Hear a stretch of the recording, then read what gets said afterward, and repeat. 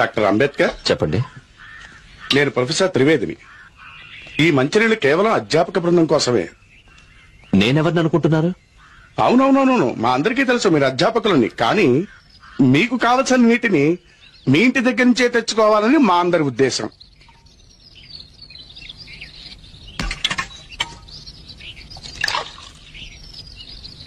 ఇక్కడున్న విద్యాధికులైన అధ్యాపకులకు నేను నీళ్లు తాగడం అభ్యంతరం అయితే ఇంటి నుంచి మీరే నీళ్లు తెచ్చుకుంటే మంచిది.